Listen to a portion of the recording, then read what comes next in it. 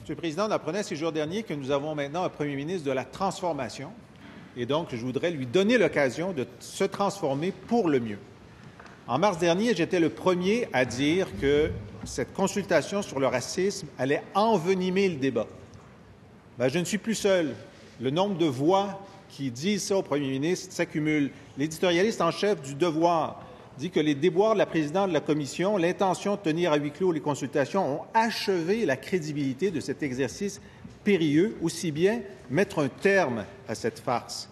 L'éditorialiste en chef de la presse écrit « S'il ne veut pas lui-même attiser les braises de l'intolérance, le premier ministre doit renoncer, les risques de dérapage étant devenus plus grands que les gains attendus. » Le Cercle islamique de Québec, victime d'actes racistes odieux, lui-même dit, M. Ben Abdallah, ce n'est pas par manque d'intérêt qu'on n'ira pas à la commission, mais on est tanné de présenter des mémoires, puis après, il n'y a rien qui bouge. Je demande au premier ministre d'admettre que les conditions ne sont pas réunies pour le succès de sa commission. Donc, d'y surseoir et de travailler avec nous à adopter cette session un projet de loi qui fera reculer concrètement la discrimination et le racisme et aidera l'intégration en emploi. J'annonce que nous allons déposer un projet de loi en ce sens d'ici 2 semaines et je l'invite à faire ça plutôt qu'envenimer le débat. Monsieur le Premier ministre. Merci, Monsieur le Président. Je remercie mon collègue pour son invitation. Je crois qu'il est important que cette consultation se tienne. En fait, à l'inverse, ce serait très inquiétant que le Québec n'ait pas la capacité de se mobiliser pour parler d'un sujet de vie commune aussi essentiel. Et au passage, il nous annonce le dépôt d'un projet de loi sur les sujets précis qui sont l'objet des travaux de la Commission. C'est donc qu'il reconnaît l'existence du problème, puisque sinon, pourquoi déposerait-il un projet de loi? Alors, pour s'adresser correctement à un enjeu, encore faut-il le comprendre, le lire correctement, permettre aux gens de s'exprimer. Ma collègue, la ministre de l'Immigration, de la Diversité et de l'Inclusion, est prête à faire, bien sûr, des améliorations dans la formule de la Commission, notamment quant à son caractère public ou privé selon les cas. Maintenant, Monsieur le Président, je pense qu'encore une fois, qu'il est important de le faire. L'Ontario l'a fait, il n'y a pas eu de drame. Ailleurs, on l'a fait, il n'y a pas eu de drame non plus. Il n'y en aura pas plus au Québec, parce que le Québec, c'est une société tolérante, ouverte et accueillante, mais qui a en son sein ces problèmes, comme d'autres sociétés l'ont également. Il est important de pouvoir les regarder en face et ensemble, bravo, y apporter des solutions. Première complémentaire, Monsieur le chef de l'opposition.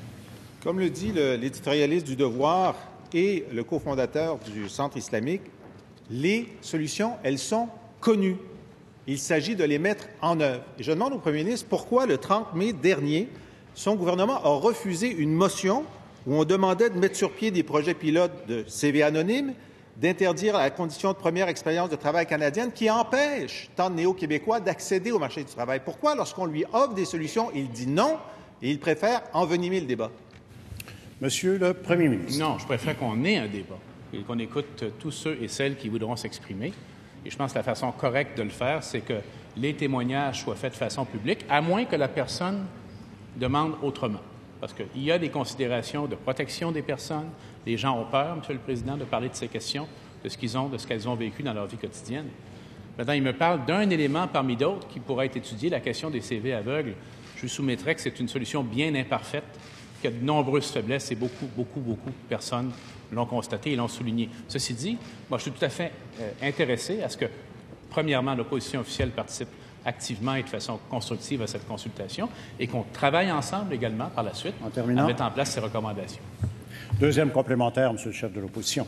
Le premier ministre devra constater que les conditions de succès de sa commission ne sont pas réunies.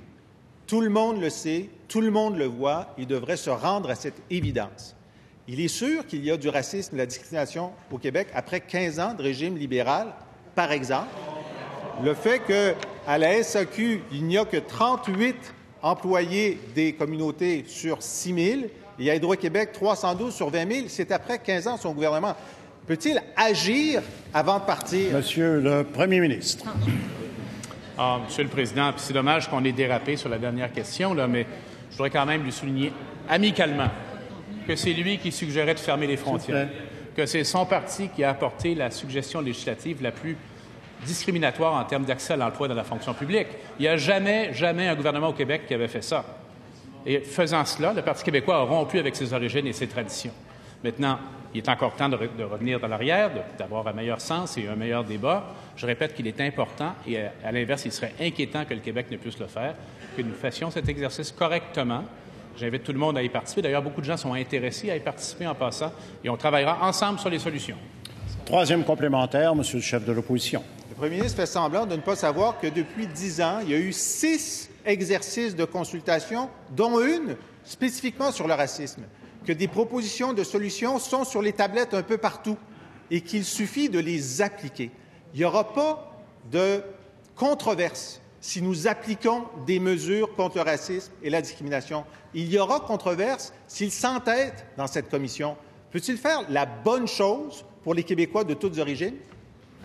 Monsieur le Premier ministre. Il y aurait plutôt controverse, Monsieur le Président, s'il s'avérait que le Québec se déclare incapable de tenir une consultation sur un thème de société aussi important. Ça m'inquiéterait beaucoup, même pour l'image internationale du Québec, que notre société recule devant la possibilité d'avoir cette discussion que toute société avec un niveau de maturité comme la nôtre devrait être capable d'avoir et ensuite travailler de concert pour mettre en place les solutions.